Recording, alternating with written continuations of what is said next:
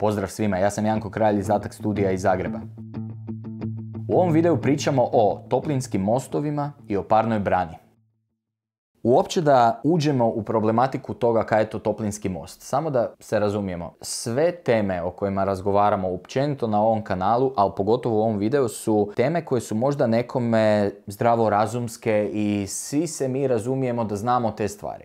Ali jako velik broj ljudi uopće ne zna o čemu se radi, čak i jako veliki broj profesionalaca ne zna baš puno o parnim branama. Zato ovo spominjemo da bismo počeli o tome razgovarati, pa da neke svi skupa naučimo. Da krenemo od teme kaj je to toplinski most. Ako zamislimo da sad nove zgrade koje radimo sa termoizolacijom izvana. I ako zamislimo da ta termoizolacija mora biti po cijelom vanjskom zidu. Samo zamislite kaj se dešava ako na nekom dijelu zida, primjerice 1 kvadratni metar, kad bismo ostavili bez termoizolacije, kaj bi se tu dešavalo? Čisto da postavimo priču na taj način. Znači imam izoliranu zgradu, sve je ok, ali imam jedan dio bez termoizolacije. Taj zid bi zimi bil hladan iznutra, a ljeti bi bil vrući iznutra. Znači, temperatura vanjska bi prošla nam u stan. To djeluje kao da nije neki dramatični moment, kaj pa 1 kvadrat mi je hladan, ali sve ostalo mi je izolirano, nije to neki veliki problem. To je ogroman problem, ali nije samo ogroman problem zato jer mi velimo da je ogroman pa da moramo ugraditi termičku izolaciju pa da vam neko prodaje termičku izolaciju, nego zato jer ako je zimi zid hladan iznutra, a vi perete veš i sužite veš, tu će vam se skupljati vlaga, a vlaga su pljesan i gljivice. Dakle, mi pričamo o higijeni prostora i higijeni vašeg stana. Pljesan, gljivice, te teme su izuzetno opasne. Znači, nije da vi možete samo ignorirati takav jedan problem. Samo da spomenem primjer koji se često dešava u arhitekturi, ali pogotovo u starim kućama koje nisu termoizolirane, i da odmah spomenem da ormar, ako vam je na vanjskom zidu stare kuće koja nije termoizolirana i ako ste taj ormar koji je pun tkanine stavili na vanjski zid, vama će se iza tog ormara stvoriti nevjerovatna količina pljesnih gljivica. Čim imate ormar na neizoliranom zidu, samo da odmah skrenem pažnju, možda bi bilo ok da ga maknete i da vidite kako se on ponaša zimi. Ne ljeti, nego zimi. Da li je mokar taj zid iza? Jer je moguće da vam je mokar zid i da imate veliki problem iza ormara i da vi to udišete, a takvi ormari su nerijetko u spavaćim sobama. Odmah da taj primjer maknemo s liste, jer ormar na vanjskom zidu, čak kad je termoizoliran zid, može stvarati probleme. Ali kad je zid, a pogotovo ovi novi ugradni ormari, ali kad je zid stari, neizoliran, ne termoizoliran, kad je stari zid, enorman problem. Osim toga da ta vlaga i pljesan je problem, imamo i tu temu energetske efikasnosti. Odnosno, vaša kuća mora trošiti čim manje, jer vam to znači neku lovu. Nismo svi blesavi da bacamo energente bez veze, nego moramo naučiti štediti energente. Pa ako razgovaramo o tome kako najbolje štediti energente, tako da se zamotamo. I to na prikladan način da se zamotamo. Moramo znači spominjati tu komponentu neke energetske efikasnosti, jer je cijena energenata sve viša, a i jer to nije odgovorno prema okolišu. Prema tome, ajmo zamotati kuće kak treba, a ne da one imaju neka mjesta gdje to curi, ajmo to tak reći. Klasični primjer termičkih mostova, a koje je malo teže detektirati na kući, je primjer kontakta stolarije i termoizolacije na vanjskom dijelu kuće. Naime, mi smo u Atak studiju izradili veliki broj projekata koji su zapravo inženjering fasada za određene objekte, primjerice za određene škole ili za neke industrijske objekte. I na tim objektima shvatili smo tokom razrade takvih složenih fasada da projektanti i izvođači baš i ne znaju kaj je to termički most na kontaktu vune i stolarije. Naime, nova stolarija često ima žaluzinu ili ima komarnik ili ima roletu i na profilu od stolarije, znači stolarija izolira ok, imamo troslojno staklo, sve je to ok, ali ona je slaba točka tog zida. Na profilu tom stavljamo komarnik ili stavljamo vodilicu za roletu ili stavljamo tu žaluzinu i nama ne ostaje baš puno preklopa vune preko ruba stolarije. Mi moramo, ako imamo taj štok, taj doprozornik, mi moramo njega izvana dobro pokriti i moramo štok sa RAL trakom povezati s vanjske strane sa zidom, da nam ne bi unutra, kako to reći, da nema tu izmjena zraka, da ne puše vjetar i da bismo to sve skupa termički dobro izolirali. Zato otvor za prozor mora biti malo veći od normalnog otvora i vi morate na obje strane prozora, na donju stranu i često na gornju, ne uvijek, ali često na gornju, stavljati proširenja. Znači vama vaš profil prozorski je dublji, ali nije dublji zato da bismo mi radili vama dodatne troškove, nego zato da skupa termoizolacija koju stavljate vani i skupi prozor koji stavljate, pogotovo ako je aluminij u pitanju, da oni dobro komuniciraju na tom kontaktu. Znači vi morate pokriti prozorski taj štok sa puno termoizolacije. Zato vam radimo veći otvor i zato vam radimo ta proširenja na bokovima. Donja strana prozora je posebno problematična. Sa donje strane obično postoji, to je ovaj donji štok, i taj donji štok dobije plastični profil koji služi zato da bi se klupčica na njega mogla primjerice ušarafiti izvana. Taj plastični profil onda sjedne na ciglu i vi više nemate, jer tu dolazi klupčica, nemate prostora za vunu. Taj profil mora biti viši nego kad je to standard. Nekad je on 2 centa, nekad je 3 centa. A morate ga napraviti možda 7, 8, 9. Koliko god hoćete da vam je taj detalj dole dobar. Jer vama termoizolacija mora ići gore i mora pokriti taj profil koji termoizolira. I onda nemamo termički most. Termički most najčešći koji se dešava, a da nije na stolariji koja je obična tema, je kad radimo primjerice terasu ili balkon ispred nekog dnevnog prostora. Mi želimo izaći na, ajmo recimo to tak reći, na ravni balkon i tu se pojavljuje onaj problem da imam u interijeru 15 cm slojeva nekakvih, znači imam neku izolaciju, neki estrih, neki finalni pod, ali vani imam primjerice, ako je terasa, ispod terase je grijani prostor.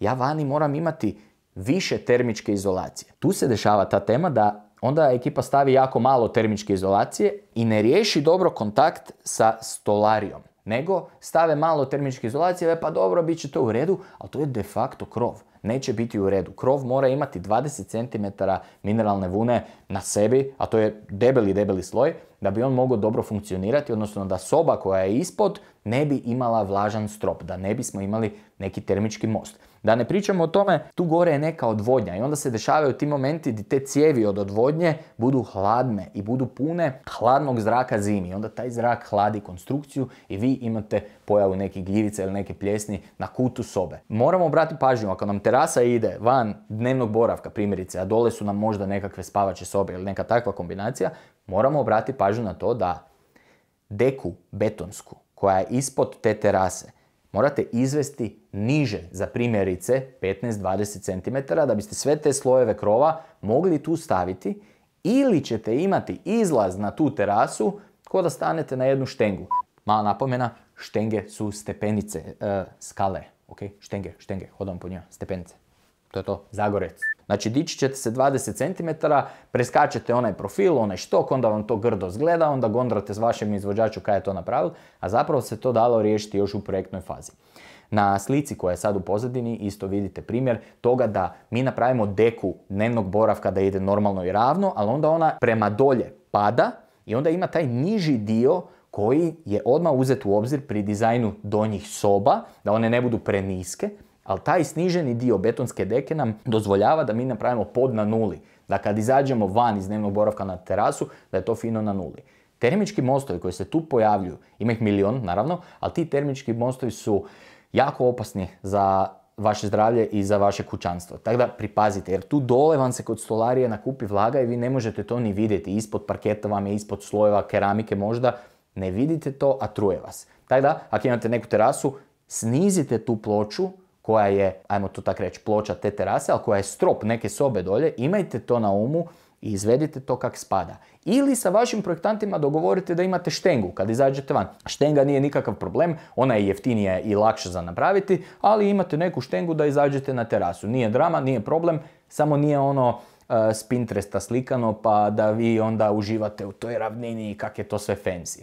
Ovo je pravi detalj, to je malo skuplji detalj, izvedite si ga tak. Samo jedan lagani podsjetnik da nam puno znači ako kliknete like na ovaj video, ako to podijelite sa friendovima, ako se pretplatite na kanal i možda najvažnije ako komentirate. Ako vidite da neke je rečeno kaj mislite da nije ispravno, ispravite nas. Idemo u komentarima neku raspravu pokrenuti jer teme toplinskih mostova i parne brane su teme koje se tiču zdravlja i kvalitete života, higijene, arhitekture. Tako da idemo o tome pričati u komentarima. Sad se vraćamo nazad na video i na parnu branu. Ok, Tema parne brane je možda najkontroverznija kad pričamo o nekim kosim krovovima ili kad pričamo o krovovima općenito. Parna brana se izvodi i u zidovima, ako su primjerice konstrukcije kuće, na primjer ako je kuća od drveta napravljena ili ako je napravljena od čelika. Parna brana služi da vaša, da sva para koju ste vi proizveli u vašem interijeru ne uđe u termičku izolaciju. Zakaj je to bitno? Ako zamislite da vam je vani -10 temperatura, kaj se sa vodom dešava na -10? Ona se smrzne, ona se pretvara u led. Ako je termička izolacija, da uzmemo mi za primjer vaša kuća, ako ima 20 cm termičke izolacije, ako je ovdje interijer, a ovdje je eksterijer, na dijelu gdje je interijer je 21 stupanj. Zimi, primjerice, grijemo, fino nam je, u kratkim rukavima smo maltene. Vani je -10. Ako vi dozvolite pari da prođe kroz termoizolaciju i da dođe na vanjski dio termoizolacije, para će vam se početi pretvarati u vodu na vanjskom dijelu termoizolacije i onda će se početi pretvarati u led. Na zidovima se to dešava rijeđe, naravno, jer kad imamo ove kuće koje su klasično građene, onda para ne ide bočno van, nego ide prema gore. Pa se to dešava rijeđe na zidovima.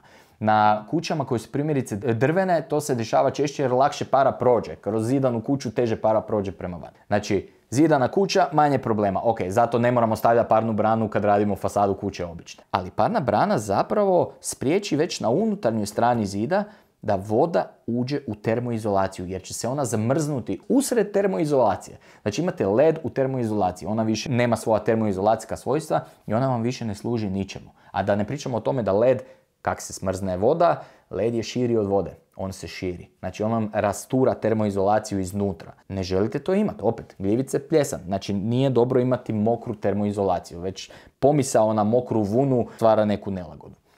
To pokazujem sa unutra i vani, jer na krovu kosom je problem daleko veći. Kad smo na krovu, dešava nam se da nam para ide prema gore. I sad zamislite ovo. Unutarnja strana termoizolacije, sva moguća para je došla unutra, nagomilala se u termoizolaciji, a gore, najbolja stvar od svega, gore nekad ljudi stave parnu branu vani, s vanjske strane termoizolacije. Znači, pustili ste vodu u termoizolaciju, vani ste ju zaustavili i ovdje vam se voda gomila u vanjskom sloju. Nema kud otići i kaj se dogodi s tom vodom? Ona se smrzne jer je vani -10, a unutra vam je toplo. Na krovovima se dešava najčešće da čak niti izvođači ne znaju čemu služi parna brana ili da ne pričamo o tome koliko to ne znaju projektanti. Zakaj se to ne zna? Zato jer se termini parna brana i kišna brana jako često brkaju. Parna brana se stavlja s unutarnje strane da ne dozvolimo pari da uđe u termoizolaciju. Kišna brana se stavlja s vanjske strane da bi van mogla para izaći. Ako malo pare i prođe u termoizolaciju, da ona može ispariti. Kišna brana je paro propusna i vodonepropusna. Znači para će izaći van, ali kiša neće ući unutra. To je na molekularnoj razini. Tak jer molekula vode može proći kroz kišnu branu, ali kapljica vode ne može proći kroz kišnu branu. Znači ne puštamo paru u slojeve krova, ali puštamo paru van. Ne puštamo vodu, kišu, u slojeve termoizolacije, ali ta para ipak može izaći. Često se dešava da ljudi kišnu branu stavljaju iznutra. Znači vi ste pustili paru iznutra u slojeve termoizolacije. Ili se dešava da neko kupi zabunom. Znači nije nekakva zla namjera, nego zabunom kupi krivu foliju i uzme paro nepropusnu foliju i stavljaju tamo gdje treba biti kišna brana. I onda on zarobi tu paru unutar termoizolacije. Izvan tog dijela dolazi i ventilirani sloj. Znači kad imate kosi krov i drveno klasično krovište, stavljamo i ventilirani sloj da bismo izluftali svu tu paru iz slojeva termoizolacije. Nemojte dati pari da uđe u termičku izolaciju iznutra, ali vani pustite pari da izađe van. Znači iznutra paro nepropusna, vani paro propusna, ona mora izaći van, ali vodonepropusna je izvana. Jako važno paziti na terminologiju i da tu vodu ne zarobimo u vašem krovu. Pljesan i gljivice. Vraćamo se ponovo na temu. Higijena arhitekture, ne smijemo si to dozvoliti. Još jednu stvar samo hoću spomenuti glede ravne terase ili glede ravnog krova. Naime, kad se rade ravne terase i ravni krovovi, svaka ravna terasa samim time da je terasa ako je iznad grijanog prostora, automatski je krov. Važno je razmišljati čak i ako nismo sa drvenim krovom zatvorili kuću odozgo, ako imamo ravni krov koji je betonski ravni krov ili ako imamo one fert gredice. Prvi sloj hidroizolacije koji stavljamo na takve krovove je obično bitumen. A bitumen je fenomenalna stara hidroizolacija i tu ne mrete pogriješiti. U zadnje vrijeme češće stavljamo TPO foliju ko zadnji sloj prema van. Znači TPO je nama primarni bazen kojim se borimo protiv vode i protiv kiše. Ali ispod toga hidroizolacija koja dolazi na već konstrukciju ili na sloj u padu, bolje na sloj u padu, je bitumen. Kakav bitumen? Bitumen sa aluminijskim uloškom u sebi. Taj aluminijski uložak zapravo je tu da ne bi para prolazila kroz taj bitumen. Vi možete imati, na primjer, betonsku deku, onda imate sloj betona u padu, da dobijete padove čak i za taj bitumen. Ako procuri voda negdje, da ona može unutra lagano naći svoj put pa izaći van. Znači imate beton u padu i sad dolazi taj bitumen. Da je on samo bitumen, to bi bilo nedovoljno, jer kroz njega para može proći. Ali ako ima aluminijsku tu foliju u sebi, a to je vrlo lako vidjeti, dođete do njega, odmah vidite tu foliju u presjeku, odmah se vidi. Ne? Kad ga razrežete, ali čak na rubovima se vidi u toj roli, morate staviti tu foliju. I sa tom folijom garantiramo da vam neće ući voda u slojeve termičke izolacije koji vam je zapravo tu krov. Naravno da nema tu problema ako se radi o nekom XPS-u. Znači ako se radi o ovome ekstrudiranom polistirenu, to je onaj stiropor koji je roskaste boje ili zelenkaste boje. Ali opet ne želite vodu unutar vašeg XPS-a. Znači ako vam para se digne, on će se slediti na vanjskoj strani i opet imate led u vašoj konstrukciji. TPO folija koja dolazi na kraj, koja sve to zatvori, TPO folija zatvara, znači ona je 100% zatvorena, nema tu prolaska neke pare. I zaledit će vam se para koja će doći unutra. Zato stavljamo bitumen sa aluminijskom folijom da smo 100% ziher da to prolazi. Ista je tema, velim, na terasi, ista je tema na krovu, zapravo imamo neku deku ispod koje je grijani prostor. Ne? Kad velim terasi, mislim terasa je ispred primjerice boravka, a ispod te terase ako su na primjer neke spavače sobe ili neki džim ili nešto. Ajmo samo se sjetiti logike di voda ide. Tamo di je hladno, tamo voda ide. Ostavite staklenku hladnu vani, po zimi unesite je unutra, odmah će vam se zarositi. To kaj se zarosilo, to vam govori da voda ide prema hladnom i ona se kondenzira na hladnome. Jako opasno je dozvoliti vodu da vam se kondenzira u slojevima termičke izolacije, jer to kaj je sad voda, kad smrzne, više nije voda nego je led i lomi vam sve kaj mu je na putu. Osim ovih priča o tome kako smo mi jako termoizolirali kuću i kako je ona sva zadihtana, moramo spomenuti i tu činjenicu da je ona zaista zadihtana. Znači ako ste si vi kuću zatvorili sa termoizolacijom, a to je sad i po nekim standardima i normama to se tak radi da bismo štedili energiju. Vi niste dozvolili toj pari da izađe prirodnim putem iz kuće van. Jako važno je nove kuće luftati. Znači morate otvarati prozore, morate kuću održavati, odnosno živjeti u toj kući kak se u kući živi. A to je da kad se ujutro probudite, razluftajte sve, mora ta vlaga izaći van. Ako sušite veš, nemojte pozatvarati sve prozore i bojati se tog vanjskog zraka. Ako je vaša kuća zagrijana, ako je ona topla, ako ju malo proluftate, ništa se ne bude dogodilo po pitanju temperature kuće, nego bude samo ona bila odvlažena prikladno. Tu dolazimo do onoga, ali dovoljna količina vlage mora biti da bi nam bilo za respiratorni sustav ok. Naravno, ali to je balans. I nove kuće su zadihtane. Stolarija dihta, pogotovo PVC stolarija. Ona je, mogli bi ju na brod stavljati, ona će dihtati. Znači, imajte na umu da kuće treba luftati radi te higijene. Balans između pada te energetske efikasnosti i higijene moramo pronaći. Živite u toj kući, a ne da ju puštate zatvorenu i da unutra sušite veš, pa se onda čudite da su se pojavile neke gljivice. Ako ta para nema kud otići, ona će se na najhladnijem mjestu, di god ono bilo, ona će se kondenzirati. Imaćete vodu iako ste termoizolirali kuću. Živjeti u takvoj kući nije proces koji je pasivan, nego je aktivan proces. Živjeti u kući je, morate živjeti aktivno. Tada koristite vašu kuću ko uređaj koji ona je. Ona je uređaj za život, ali uređajem se trebate baviti. Bavite se novom kućom i luftajte si kuću. Još jedanput podsjetnik za like, share, subscribe i komentare. Puno nam to znači. Ljudi, vidimo se u sljedećem videu. Hvala. Bok.